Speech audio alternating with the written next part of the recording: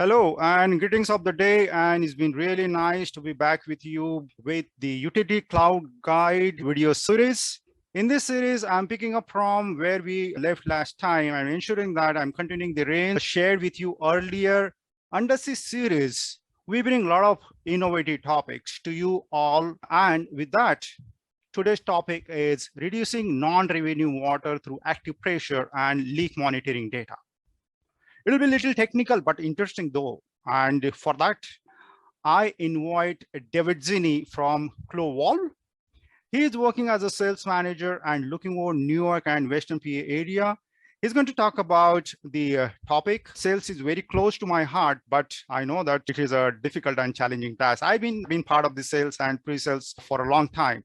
But over to you, David, and why don't you quickly introduce yourself and speak about before we actually start the session?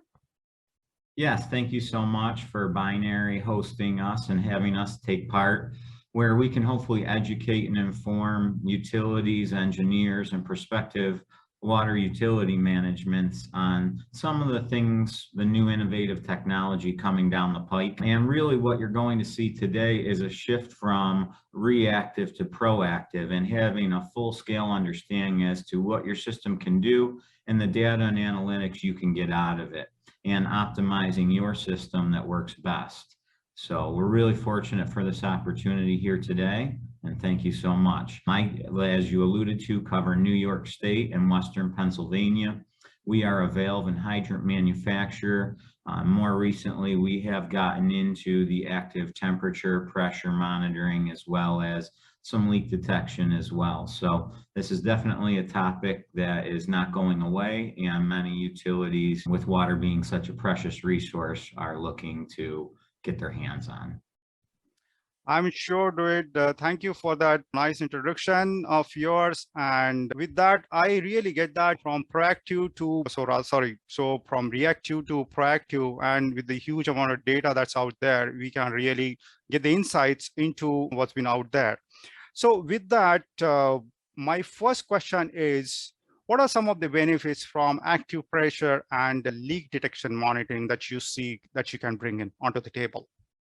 Yeah, that's a great question. As for some of the benefits, what you're really looking at first is an operational optimization. What I mean by that is, for you to treat or pump your water, that goes through electricity, whether it's pump charge stations, and energy costs as well as electricity has increased here, especially in the last couple of years.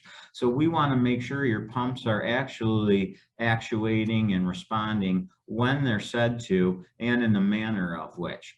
Let me give you an example. What we're talking about is some sort of calibration, and it's recommended by the New York State in the water balance table, which I'll share with you here real quick, but it is estimated that 50% of water can be recoverable. So what we're really doing is taking a look here at this chart, and we are trying to capture our non-revenue water. When you take a look, there can be unauthorized consumption, that would be water theft. There could be inaccuracies, leaks from main breaks. So what we're doing is really trying to accentuate on the speed and quality of repairs. If we can get an increased response time, we can improve our customer satisfaction, but also reduce that non-revenue water. When you take a look at some of the other benefits with the active temperature and pressure monitoring and leak detection, you're notified of alerts up to the minute it occurs, whether that's a nighttime main break, whether that's water theft, a contractor breakage, maybe they had a truck going into an area and ran over a valve or hydrant. You're going to see and be notified up to the minute with both a text and an email. When you take a look at unnecessary pumping and charges, not only is that increased electricity and energy consumption, but it also could create some line stress.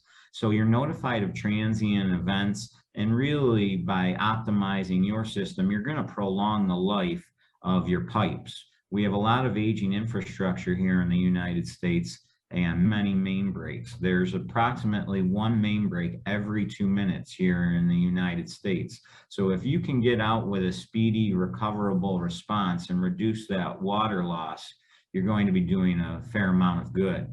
We also, for our customers, have what's called an ROI tool, or return on investment tool.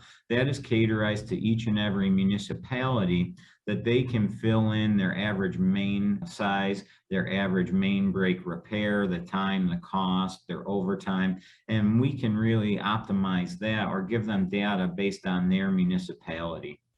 If you take a look at identifying, repairing, and replacing malfunctioning valves and components, such as actuators, pressure reducing valves, and throttling valves, you're able to spotlight these before they become an issue. We'll take a look at a case study here in a few moments, but it is certainly something where you're increasing your accountability to your constituents and customers. And you're decreasing your liability, such as flooding and road or property damage. If you are taking quite an extensive time to get out to a repair, there can be very vast damages into the millions of dollars if a road gets washed away due to the grade and things of that nature. And we also offer hydraulic modeling. There's data availability and increased accuracy with calibration. And another benefit is if you take a look at the temperature monitoring, as the temperature increases inside the barrel of the hydrant, it can lend itself to bacterial growth. Many municipalities, they're not exactly sure as to when they need to flush, but with our system and our approach, you're able to customize a data set of ranges that will alert you once that temperature gets too high, but also similarly when it gets too low, when you're getting close to an ice or a freeze zone. You can set that threshold at 35 degrees, so it's letting you know if it gets lower, and then you may open that, just get some water moving. So there's many different benefits. That was a great question. Wow. That sounds, out there. There are so many services that Clow can provide to the utility customers. And really, it's been really beneficial. I'm sure that the very valuable water resources could really be saved through this. That brings me to my next question is that in terms of infrastructure, what infrastructure it could be existing or new or technology is necessary for implementing this technology? Yeah, that's another great question. So I know to implement the technological aspects, there could be a lot of cumbersome digging, excavating. This is the most expensive part typically for the municipality. If they have to get an excavator in, break ground, break some concrete, digging, you have trucks and a lot of expenditures there. With ours, there is no depth limitations. There's no digging, no tapping, no replacing. What we actually have is a solution called a retrofit kit, meaning you can take your existing hydrant into the system and complete it into a smart or an eye hydrant. What this does is it's compatible with many different McWane brands. For example, the Clow medallion. If you have a dry or a wet barrel, it will attach onto it within just a few moments for an in-field install. If you look at a wet barrel, you're looking at about a 15-minute install, so not much time at all. On a dry barrel, we have a lower valve plate technology, so you're going to pull the stem. I have an installation video we can provide to customers. It's about 5 minutes in length, so I won't include it here, but it will go through all the steps needed, and that takes about 40 minutes. But you do not need to excavate, and what you end up doing as well is when you take out your integral components from your insides of the hydrant and replace it with a new technological or smart hydrant, you actually then can use those old repair parts as well. So you don't have to dig and excavate. There's no replacing, but you're also gaining spare repair parts you can reuse later down the road. As far as M&H valve, you can retrofit this onto a 129 or a 129S. The S just stands for a stainless steel stem. And for Kennedy valve, that would be your K81 or your Guardian. And as far as the maintenance with it, it has very accessible battery access up at the top of the shell, only about 6 torque screws, only takes about 5 minutes to get to, really accessible, do not need to shut the hydrant down. With that being said, this solution also gives you a full operational hydrant. It is not one where the barrel needs to be charged, where you have it's just off of your pumper nozzle. in the Northeast, that would deem it almost inoperable in the winter due to freezing. So this will give you your normal hydrant life, and you can get 24/7 alerts via text and email, and there's up to 256 reads per second, and that catches transient data and events that you would normally not. And again, as I mentioned, you are still getting your same flow coefficients. It is approved by ULFM and NSF, and it has a normal hydrant operation even with the install. So the leak detection, typically that is going to be spaced out depending on the size of your mains. It's recommended about 500 to 1,000 foot for each and every leak detection unit. The eye hydrant, we recommend for implementation about 1 out of every 20 hydrants. So it isn't a cumbersome process where you're having to physically get onto every single hydrant or valve. Wow. So I see that there's a lot of information and you are using a lot of existing infrastructure to your fullest benefits. And the technological specification that you mentioned, I'm sure that the utilities is going to take a note of it.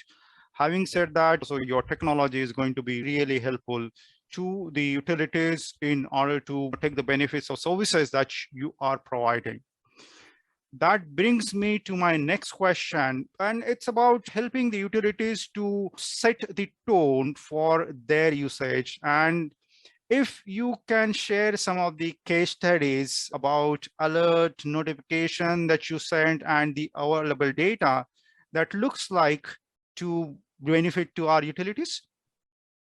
Yes. That's a great question. We definitely have some case studies, but what data would be available to your municipality? What would that look like? How would the uploads be attainable and achievable? First of all, what's going to happen is we have a desktop and a mobile user interface, meaning anywhere you get cellular coverage, whether it's a smartphone, a tablet, a desktop, you're able to pick up the data. So you could be out on the site driving around. As long as you get cell service, you'd be able to check in. What we do is we create a unique website for the municipality. So each and every municipality would have their own web face or interface. You can upload the data versus an API or a flat file upload. So you can import that into your SCADA system or your FTP with your flat file uploads. As well as we have what's called an advanced software system analytics. And so in case of an event, what would happen is you would get triangulation and pinpointing, and with your transient detection, with your pressure data and comparison charts, it's going to triangulate and heat map and shade to post-event where this event took place. We also have propagation studies and system studies, and the standard sampling is reads every 5 seconds, and every 15 minutes there are storage windows, and it uploads every 12 hours. So twice a day this will upload on into your system, and then you can manipulate the data however it may happen. Now in the case of an alarmed event, what's going to happen is you're going to get at least 40 reads per second for 30 seconds. So you're talking about over 1,200 reads just in 30 seconds. That will occur for the next half hour until that gets back to your normal threshold. So this, with the municipality, you do have customizable ranges for both your pressure and temperature. So if you have a high pressure zone, you can put that, let's say, from 100 to 120 PSI. When it gets outside of that range, it will alert you within a minute of both a text and an email. Same with the pressure, with the temperature as well. You can put that, like I said, if you were worried about a freezing zone, or in Maryland, we had a case study where when the water got above 82 degrees, they had to flush to prevent bacteria. So they set an alarm where when it reached 80 degrees, they knew, and then they would go out and proactively flush to get ahead of it. So I'm going to share my screen and let you take a look at what a municipality may see. And this will be a live system. This is based out in Redmond, Oregon. And if you take a look here at our screen, it's going to give you, this is what each and every municipality would have. On this, it's going to give you a Google map of these hydrants. when you take a look at the hydrant, you can actually click on and notify where it is in the system. If you click on this hydrant, it will bring on up the address. It will give you the pressure range and the temperature and the reading success. But you're able to click on this, and each municipality would have their own customizable. But this lets you take a look at your pressure and temperature chart, and it gives you customizable date ranges. We can go back for the last week to a day, and we can take a look as to what's going on. The alarms, whether they're high and low, would be spotlighted in red, and the transients would be in purple. If you take a look down at your hydrant statistics, this gives you the name, the latitude, longitude, its average pressure, minimum pressure. It also gives you the battery life, and you're able to make notes and notifications. If you take a look at your select date range, you are also able to customize this if we want to just break it up into a 1 hour segment. What you will see on these notifications here is you can spotlight this. This will give you at 5 p.m. your pressure read. Now, the range here is in this bubble, but this average, these dots are the average through that time period. And as you go through, you're able to customizably set this. We can actually do pressure comparison charts to see if an event happened, where it happened, what different hydrants it affected, and we can compare multiple hydrants at once. So this is something that the utility would be able to go through and take a look at. Up here, this is a read every hour for the last 24 hours. So if I just click this, they had pinned this 1121 Southeast Sisters Avenue. And if I click on this, it will give me that read right there. And again, it's alerted right out at the dashboard. You are also able to customize different pressure zones you may have, whether they are high pressure zones. You can customize this to your own system needs.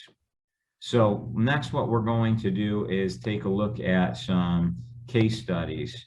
And for that, we have quite a few. If you take a look at the first thing, when we implemented this with the LADPW, in the span of the first 9 months, they had over 3 million pressure samples. They had over 4,200 pressure alarm events, 725 of which were PSI range over 200. That dramatic pressure spike can cause water hammer, and your existing pipe structure would become susceptible to breaks. They also have 432 pressure alarm events below 30 PSI. With that, you're getting low water, probably some customer complaints. With our solution, you're getting notified right away. We have a situation where out in San Francisco, they repaired a main break within 2 hours. And when a customer called, they were already on site. That is the type of accountability your customers are going to want to see here with the wave of the future. Again, being proactive as opposed to reactive. A couple other case studies we have are in Redmond, Oregon. They were optimizing their actuators, and every day at 2 p.m., they had over a 30 PSI swing in their water hammer. What was happening was a malfunctioning altitude valve. The actuator was designed to slowly close this valve to reduce or mitigate water hammer over a 30-minute period where it was slowly closing the valve. In actuality, it was closing this valve in 18 seconds flat. That was creating massive water hammer and undue pipe stress that was going to cause a break due to that. You're also looking at another issue in Ontario, New York, where they had a leak with pipes, but the leak was underneath a creek bed. Typically, you'll see water bubbling and come to the surface. But what if you're already under a body of water? How would you ever know? What would differentiate it? With our leak and pressure monitoring through the eye hydrant, you'd be alertified and notified. They suggested, not I, they suggested that this leak was going on for 2 to 3 months. You think about that water loss alone, that would pay for many units of this technology. So that was something where they were not notified. They just happened to catch it eventually. In Indiana, there was a main break, and they were on site before it was notified by customers, and it was typically around 60 PSI. And at 5:30 in the morning, they had a crew out, and by 8 a.m. it was fixed back up to their normal 58 to 60 PSI range. So these are just a couple you may want to look at for first implementation, very highly concentrated or important areas, whether it's a hospital, whether it's out by a pump station, or different pressure zones, so that you have a good understanding as to what's going on in your system. In Suffolk County on April 3rd on 2020, they had a typical PSI range was about a 20 PSI swing from 85 to 105 PSI. What we did was we caught the failure of the altitude valve and the pressure reducing valve, and that was fixed within hours. So there are many different ways you can use this to your benefit. Another issuance was in Texas, where water is a very valuable resource. They had actually noticed on the system an alert came out with a pressure droppage. They went out to the hydrant and caught a contractor stealing or theft of water.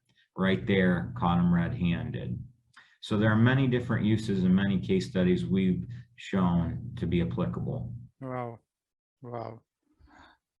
All righty. It looks like there's a lot of information. And the last point that you said about the case studies, and before that, the type of softwares and the technology that you're using, mapping the data onto the maps and pinpointing exactly where is the problem. And then quickly the team, the field force can take action on that.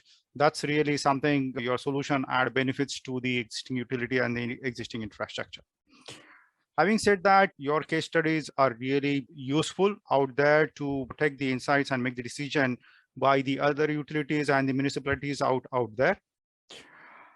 Bynry being the AI-enabled SaaS utility platform, and these data-related services which are provided through your platform, Clow, I see that many of our utilities customers are going to get the benefits out of it. And for that, we have already partners with the other partners, as well as the partners like you, who could provide service like this to our utilities and the municipalities. Okay, so with that, David, do you have any closing comments before I thank you to you?